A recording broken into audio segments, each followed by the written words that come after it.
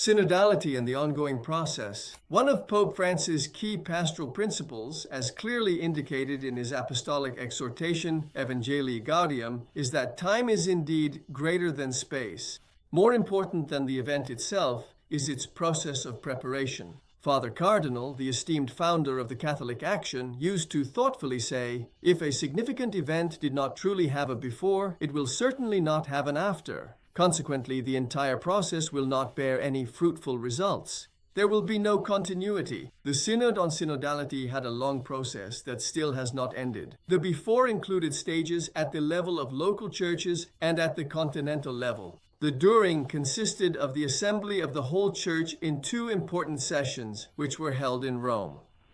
And the after is the implementation phase, which runs from the year 2025 to 2028, without signifying the absolute end of the entire process. The Synod on Synodality was the very first synod, previously and more formally called the Synod of Bishops, that was carefully carried out inductively from the bottom up, starting with the many local churches, which are indeed the most basic and fundamental sphere of synodality, since the entire Catholic Church, the whole universal church, truly takes place in each and every local church. The local church, which in turn is organized into parishes, and these into communities. A synodal process that truly requires the active participation of the entire people of God, who are the historical communal subject based on the same baptism from which all ministries arise, including ordained ministries. It seeks to combine careful listening, thoughtful discernment, and decisive decision-making.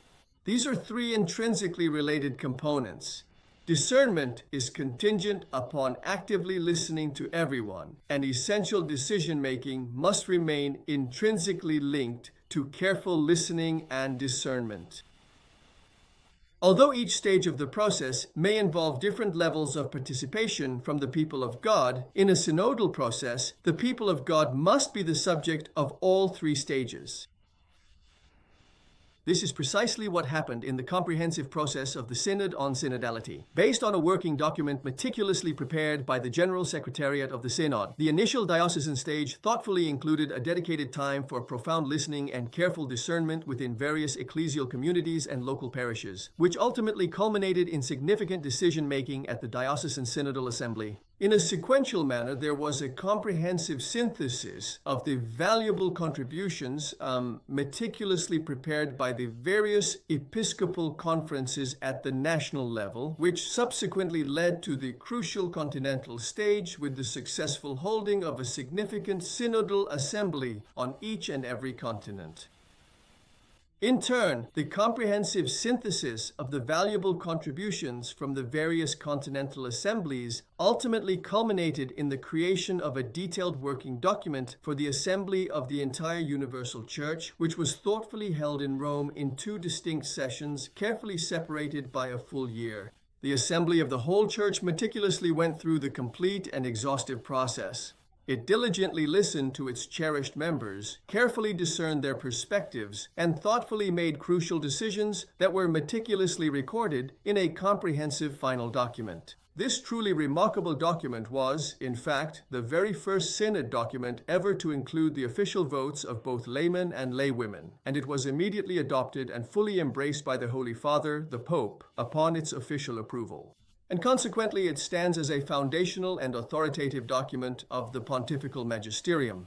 Now, we are currently in the significant period after the Assembly, specifically in the crucial phase of implementing the final comprehensive document, or indeed the Synod's important proposals. This is indeed the most critically important stage of the entire process, because if the carefully considered proposals are not effectively turned into concrete actionable steps, into real and tangible achievements, then everything that was diligently done becomes completely irrelevant and utterly lost.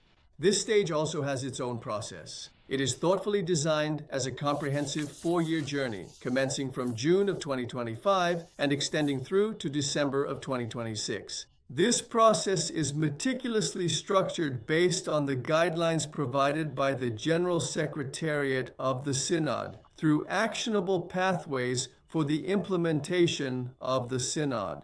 This period truly represents the opportune moment for developing and executing detailed implementation plans within all local churches and their groupings, ensuring widespread integration of the Synod's vision. The first half of the year 2027 is the designated time period for the holding of comprehensive evaluation assemblies within all the various dioceses and eparchies. The entire second half of the year 2027 will be the designated time for diligently holding comprehensive evaluation assemblies within various national and international episcopal conferences, within the established Eastern hierarchical structures, and also within other significant ecclesial groupings.